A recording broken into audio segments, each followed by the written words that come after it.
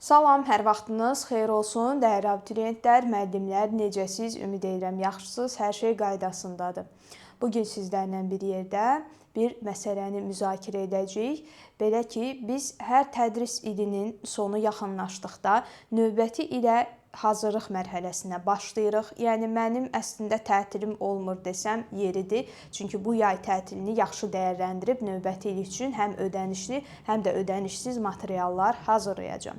Öncəliklə bu videoda 3 məsələ ilə bağlı mən sizə bəzi məsələləri danışmaq istəyirəm və sizdən də məsləhətlər alacağam təbii ki. Çünki bizi var edən kimlərdir? İzləyicilərimizdir və nəticə etibarilə sizin verdiyiniz o şərhlər bizim üçün həqiqətən vacibdir və dəyərlidir. Öncəliklə yoldaşlar, mən kanalımızın inkişafına çox böyük önəm verirəm. YouTube kanalımızın inşallah ki, iyul ayında səhv etmirəmsə, L-daydı bəli. 5 ili tamam olacaq və 18 yaşımdan bəri gözüm kimi baxdığım, böyütdüyüm bu kanal istəyirəm ki, 2027-ci ildə fantastik bir abunə sayına çatsın və bu abunə sayı bəlkə bir çoxlarınıza gülünc gələ bilər. Çünki arada çox böyük fərq var hazırda. Hazırda izləyicimizin sayı 36 min olsa da, mənim hədəfim artıq birbaşa 100 minə çatmaqdır. Təbii ki, mən durub deməyəcəm ki, gedin videonu paylaşın, abunə yığın, qohum qardaş abunə olsun. Xeyr, mənim məqsədim həqiqətən faydalanacaq insanların abunə olmasıdır, aktivlik göstərməsidir. Onun xaricində qohum qardaş mənim üçün çox maraqlı deyil. Yəni, nənənin hesabından gəlib abunə oldun, nə dəyişəcək ki? Baxmadıqdan sonra rəqəmlərin artmasının bir əhəmiyyəti yoxdur. Və bu nəticəyə biz, yəni 100 min abunəyə gələrkən sizə bəzi videolar təqdim edəcəyik. Daha çox videolar, daha doğrusu təqdim edəcəyik. Daha faydalı, daha peşəkarca çəkilmiş. Bunun üçün kameramız, mikrofonumuz, işığımız və s. sistemlərimizi də hazır vəziyyətə gətirəcəyik ki, bu sizin üçün həm maraqlı, həm faydalı, həm də baxdıqda ürəyi açan bir nəticəyə gətirib çıxarsın ki, izləyici yorulmasın bizdən. Xülasə, birinci hədəfimizi dedik. Bu hədəfə çatma yolunda təbii ki, sizi də bir növ şirinlikləndirmək lazımdır ki, niyə bizə abunə olasınız və yaxud niyə bizim, məsələn, ödənişli dərslərimizə qoşulasınız. Ödənişli dərslərimizdə üstünlüklər böyükdür. Mən indi sizə ödənişsiz bizi izləyənlərin üstünlüyündən danışıb, ödənişlini də sizin, deyək ki, şərhinizə buraxacağam ki, ödənişsiz şəkildə bizdən faydalanan adam bu qədər fayda götürə bilirsə, gör indi ödənişli dərslərə qoşulanlar nələr qazanmış olur. Təbii ki, məqsədimiz şagirdlərə hər bir halda dəstək olmaqdır. Deməli, uşaqlar, belə bir slayd hazırlamışam maraqlı və bu slaydda imtahana düşən suallar və onlarla bağlı mənim aylar, hətta bir il öncə çəkdiyim izahları təqdim eləmək istəyirəm ki, bizi izləyən izləyicilərin həqiqətən bu məqamda böyük üstünlüyü oldu. Bu, təbii bir qismidir yoldaşlar. Qrammatika tapşırıqlarını hələ mən saymıram. Bizim bilirsiniz ki, kanalımızda mövzular üzrə izahlar başdan sona kimi A-dan Z-yə hər biri var. Deməli, yoldaşlar, mən istəyirəm növbəti hissəyə keçid edək və göstərim ki, hansı məsələlərdən biz indi az sonra danışacağıq, o da göstərə bilsəm. Hələ də bunu işlədə bilmirəm və hələ də biabırçı gündəyəm. Aha. Deməli, sözün funksiyası ilə bağlı suallar bildiyiniz kimi imtahanlarda istifadə olundu. İnformativ, poetik və terminoloji. Bununla bağlı təbii ki, bizim izahımız var idi. Sözün funksiyaları bir il öncə cəmi 7 dəqiqə ərzində bu mövzunu öyrənə bilərsiniz. Yəni, bunu reklam üçün demirəm. Sadəcə siz də, yəni 10-11 sinifsə, növbəti il imtahan verəcəksinizsə, bu videoları izləyib buradan dərs götürə bilərsiniz. Yəni, sizin üçün faydalıdır. Növbəti videomuz müddəa faktı. Müddəa faktla bağlı çox şikayət gəlirdi. Biz ödənişli dərs marafon qruplarımızda, ödənişli qruplarda da bu barədə çox geniş danışmışıq. Ödənişsiz şəkildə də bizim kanalımızda belə bir mövcuddur video. Bir şagirdin kabusu müddəa fakt getdi. O da 6 ayın videosu idi, səhv etmirəmsə. Hətta göstərim. Buyurun, bu şəkildə qeyd edə bilərik. Növbəti hissədə gəlir əlaqələndirmə ilə bağlı suallar yoldaşlar. Əlaqələndirmə sualı nədir? Hər hansı bir fikir verir. Bu atalar sözü, aforizm və yaxud da publisistik üslubda hər hansı məlumat xarakterli cümlə ola bilər və bizdən tələb olunur ki, biz bu cümləni nə edək? Deyək ki, əsaslandıraq. Məsələn, zər qədrini zərgər bilər. Elə bunu imtahandan demək olar bir ay olar ya olmaz. Elə ifadənin özünün izahını biz WhatsApp və Telegram kanallarımızda paylaşmışdıq. Xülasə deyir, məsələn, robotlar gələcəkdə bəzi qlobal problemlərin həllində insanlara kömək edə bilər. Və yaxud zər qədrini zərgər bilər, sən saydığını say, gör fələk nə sayır. Belə ifadələr olduqda şagirdlər nə edir? Gedir orada qızıl xırdalayır və nəticədə deyir ki, müəllim, mən ora çox şey yazmışdım, amma mənə bal vermədilər. Bəzi şagirdlərimiz təəssüf ki, balı çox yazmaqla ölçür. Amma düzgün yazılış qaydasını biz burada, bu videomuzda demişdik. Pis düşməmişəm. Atalar sözləri və aforizmlərin mətnlə əlaqələndirilməsi qısa video həcmindədir. Ona görə onu axtaranda shorts bölməsindən axtarıb tapa bilərsiniz. Daha sonra cümlə zənginləşdirmə. Bu demək olar ki, biraz təfəkkürə əsaslanır. Şagirdin bədii təfəkkürü varsa yazacaq, yoxdursa əziyyət çəkə bilər. Xüsusən mən 1-ci, 2-ci, 4-cü qruplarda bunu onlarda formalaşdırana qədər, yəni dərs qruplarımızda çox əziyyət çəkmişəm. Bununla belə şagirdlərimizin böyük əksəriyyəti bunu düz yazıbdır və gördüyünüz kimi bununla bağlı da ödənişsiz 2 videomuz var. Bədii üsluba uyğun cümləni təkmilləşdirmək və zənginləşdirmək aradakı fərqi cəmi ümumilikdə 3-3 olmaqla 6 dəqiqə ərzində siz bunu öyrənə bilərsiniz. Xarakteri xüsusiyyətlərlə bağlı suallar bu həm 9-larda düşmüşdü, həm 11-lərdə düşmüşdü və sizə göstərim bu cür. Bizim də xarakteri xüsusiyyətlərlə bağlı bir il öncə hazırladığımız videomuz var. 22 dəqiqəlik bu video nəticəsində siz xarakteri xüsusiyyət suallarının düzgün yazılış qaydasını öyrənə bilərsiniz. Daha sonra keçək növbəti hissəyə. Sözün qarşılığı və şərhi ilə bağlı suallar. Bunlar arasında fərq var yoldaşlar. Bəzi şagirdlər təəssüf ki, bu fərqi bilmədən elə bildiklərini yazırlar. Unutmayın, mətnin açıq suallarını hamı yaza bilər, amma hamı düz yaza bilməz. Ona görə gedişatı öyrənin ki, sizin üçün asan olsun. Bununla bağlı bizim belə bir videomuz var. Sözün qarşılığı və sözün şərhi necə yazılır? Bunu arada fərq formasında izah etmişəm. Daha sonra ən çox əziyyət çəkilən sual tiplərindən bu həm müəllimlər üçün problemdir, həm şagirdlər üçün problemdir. Yəni savadınızdan asılı olmayaraq belə suallar həqiqətən insanı ilişdirə bilər. Və burada olan sualların bir çoxunu, daha doğrusu sözlərin bir çoxunu biz 50 sualdan ibarət bizim quizlərimiz var. Google Forms'da hazırlayıb təqdim edirik. Ödənişsiz şəkildə bunu paylaşmışıq. Ümumilikdə 10 dənə paylaşmışıq. Və bir quizdə 50 sual olduğu üçün ümumi 500 söz paylaşmış sayılırıq. Həmin o sözlərdən demək olar imtahana böyük əksəriyyəti düşüb. Məsələn, mən burada bəzilərini göstərəcəm sizə. Baxın, bu sualda demək olar hər variantdan mənim o quizdə təqdim elədiklərim düşüb.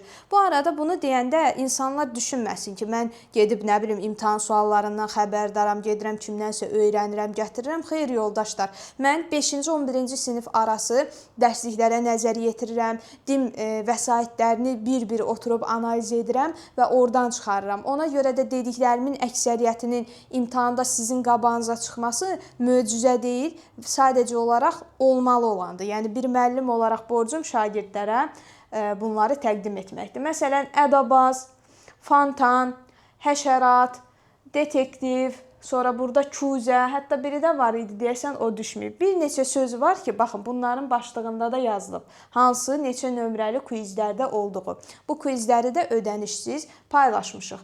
Bu belə. Buradan məsələ bitdi. Yəni burada sizə göstərəcəyim başqa nəsə yoxdur. Qrammatika sualları da var yoldaşlar. Bu arada bu gördükləriniz indiyə kimi istifadə olmuş bütün imtahanlar deyil.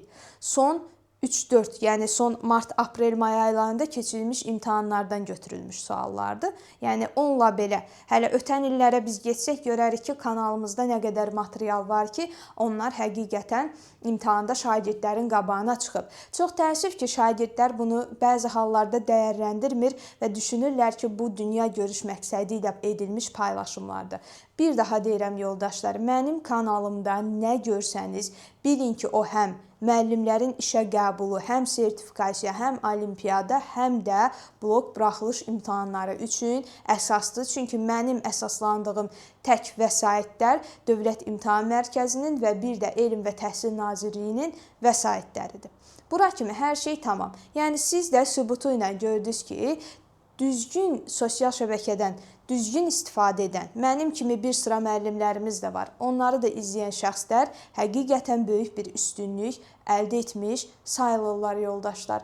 İndi gəlin keçək növbəti mərhələyə və biz may-iyun aylarında fəaliyyət göstərəcək qruplarımız barədə sizinlə danışaq. Deməli yoldaşlar, bu il səhhətimlə bağlı olaraq mən yay qruplarını təxirə salıram.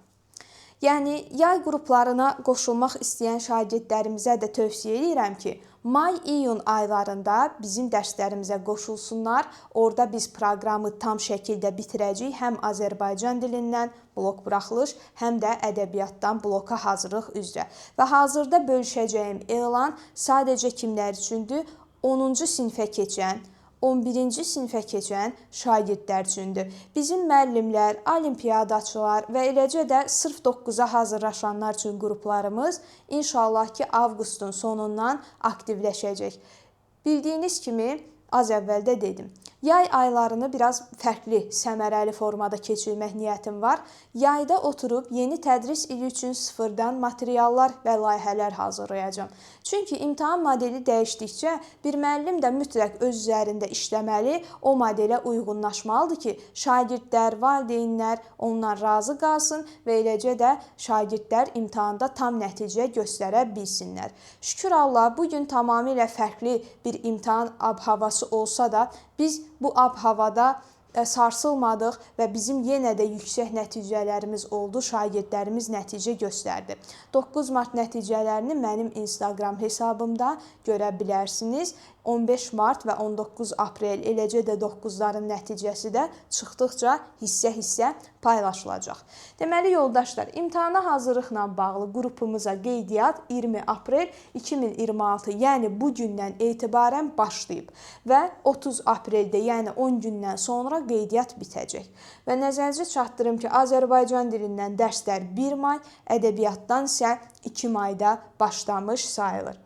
Hansı saatlarda olduğunu sonda deyəcəm. Burada bizim kimlər üçün hazırlıqlarımız var, bunu deyirik. Hazırda müəllimlərin işə qəbulu, sertifikasiya üçün sırf bu il hazırlığımız yoxdur. Mənim layihələrim biraz çox olduğuna görə mən vaxt tapa bilmirəm. Lakin inşallah yeni tədris ilindən biz bunu daha da genişləndirəcəyik və müəllimlərə də daha geniş faydalar verməyə çalışacağıq, daha çox daha doğrusu. Deməli, yoldaşlar, hazırlıq prosesi barədə danışaq ki, hazırki mərhələdə biz orta şagirdlərə, orta yüksək arası şagirdlərə üstünlük veririk. Bəzi şagirdlər var ki, onlar ümumiyyətlə kitab üzü açmır. Belə şagirdlərlə çalışmaq hələ ki, onlayn dərs sistemində səmərəli olmur. Çünki uşaqlar belə şagirdlərin biz fərdi hazırlıqla məşğul olmasını tövsiyə edirik. Onlayn əyani fərqi yoxdur. Fərdi hazırlıq zəif şagird üçün daha yaxşı olacaq. Çünki zəif şagirdlərin adətən qrup daxilində formalaşması çox çətin olur və onlar da əksərən motivasiyadan düşdüklərinə görə qrupla ayaqlaşa bilmirlər və nəticədə dərsdən geri qalırlar və hətta bəzən olur ki, digər qrup yoldaşlarına belə təsir edə bilirlər. Və biz burada qeyd etmişik ki, bizim imtahana hazırlıq prosesimiz əsasən Dövlət İmtahan Mərkəzinin deyək ki, vəsaitləri əsasındadır və növbəti mərhələdən, xüsusən avqust-sentyabrdan sonra biz öz şəxsi vəsaitlərimizi də şagirdlərə təqdim edəcəyik inşallah. Hazırki may-iyun ayı isə ancaq dim əsaslı vəsaitləri bitirməyə, silib süpürməyə fokuslanmışıq. İndi mən bu PDF-i bizimlə əlaqə saxlayanlar üçün təqdim edəcəm. Daha geniş özünüz oxuyarsınız. Növbəti hissədə nəticələrimiz bu biraz köhnə tarixlər qeyd olunub. 2024-25-ci illərdə bizim rekordlarımız olub. 26-da hələ ki rekord gözləyirik. Bir şagirddən gözləyirdik, o 97.5 gətirdi buraxılışdan. Görək, inşallah hələ imtahanlar davam edir. İnşallah ki bu ildə yenə olacaq tam nəticəmiz. Deməli, dərslər Google Meet proqramı vasitəsilə keçirilir. Zoom-a bənzər bir proqramdır. Şagirdlər üçün çox rahat və əlçatandır. Və dərs müddətimiz 90 dəqiqə, yəni 1 saat 30 dəqiqədir. Həftədə 3 dəfə olur yoldaşlar. Azərbaycan dildə həftədə 3 dəfədir. İndi ədəbiyyata qoşulsaz, o da həmçinin həftədə 3 dəfə olmuş olur. Və bir də biz mövzunu dərsin içində izah etmirik. Mövzu üçün ayrıca izahlarımız mövcuddur. Mən oturub 1 saat 30 dəqiqə fonetikadan danışsam, şagird yuxlayar. Ona görə də bizim dərsimizi maraqlı edən bir şey budur ki, biz daim suallar işləyirik, səhvlərimizi müzakirə edirik. Yəni, şagird tətbiq etməni, test üzərində tətbiq etməni daha yaxşı mənimsəyir. Qaydanı hamı oxuya bilər, qaydanı hamı izləyib, baxıb öyrənə bilər. Məqsədimiz qaydanı öyrətmək, əzbərlətməkdən çox test üzərində tətbiq etməni formalaşdırmaqdır. Və şagirdlərin bazası da nəzərə alınır yoldaşlar, onu da nəzərinizə çatdırım. Xüsusən Abituriyent jurnalının 2020-dən bəri bütün nəşrləri, 2020-dən bəri istifadə olunan Dövlət İmtahan Mərkəzinin imtahan sualları, OTK sınaqları və xüsusi 20 sınaq kitabçası bizim bir digər dim toplulardan əlavə vəsaitlərimizə daxil olacaq. Və ekranda siz görürsünüz, biraz aralanın belə. 1-ci gün, 3-cü gün, 5-ci gün Azərbaycan dili dərsləri, 2, 4, 6 isə ədəbiyyat dərslərimiz mövcuddur yoldaşlar.